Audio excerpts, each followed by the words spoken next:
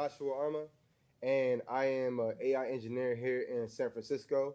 And pretty much what this talk is about, and more importantly, what we're working on, has a lot to do with us as local neighbors. Right now, as we speak, one of the biggest problems worth solving is the fires. I personally was a part and experienced being from New Jersey, my first California wildfire last year during campfire. And when the pandemonium happened and everyone was wearing gas masks, leaving San Francisco, headed to South Bay or leaving town, people were really eradicated. This problem just in 2018 alone, it had over 8,000 fires that destroyed over 1 million acres of land. And when you look at Cal Fire, they spent over $400 million on operations alone. Now, in doing this, people had to, file claims with their insurance. So as of May 2019, $12 billion has been claimed by, residents that were affected by these fires. So here's some facts. If you look at the problem holistically, Southern California has way more issues than Northern California. Specifically, what this represents is that these are areas that are representing more than 300 acres of land affected by fires. So if you can notice, in Southern California, they deal a lot with this as well. And as we speak right now in Los Angeles, people are being evacuated, people are losing their homes, and this is a very serious problem. So it's an emergency that we all shouldn't take lightly. So there's a framework that exists for this already, which is DPSIR, which stands for drivers, pressures, states that impact a response. So when you look at a driver, hey, there's a fire in our neighborhood.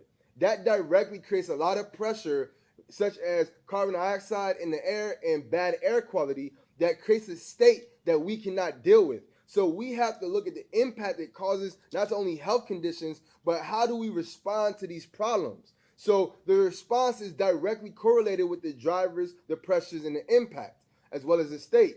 So the solution that we came up with was a real-time response monitoring system with natural language processing for climate resilience to help communities identify risks in their areas.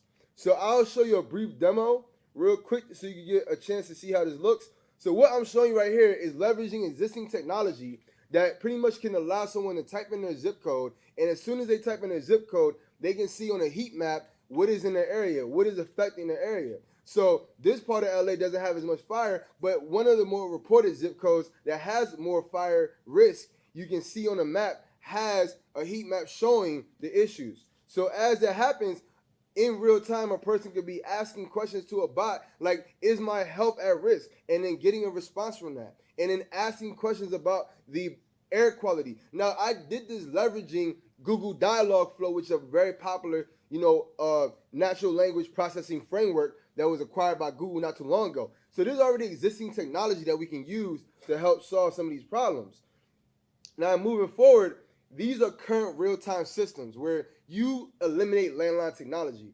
Some of the countries or continents that are not dealing with landline technologies, like Africa, parts of the Middle East, they don't have landlines like we do. So we still pick up the phone and call 911 in a state of an emergency, where these are some current real-time systems that leverage a mesh network to detect this. So pretty much what we can make happen with that is leverage our current iOS app, which is already out, called Dashboard.earth, and it's a gamified way for people to be rewarded for participating in sustainability. But to flip it into city view, what we're looking at doing is creating an open source SDK that people can use as developers or enterprises or NGOs to leverage our pre-trained neural networks. And in doing that, we can also leverage the fact that we're creating an open collective.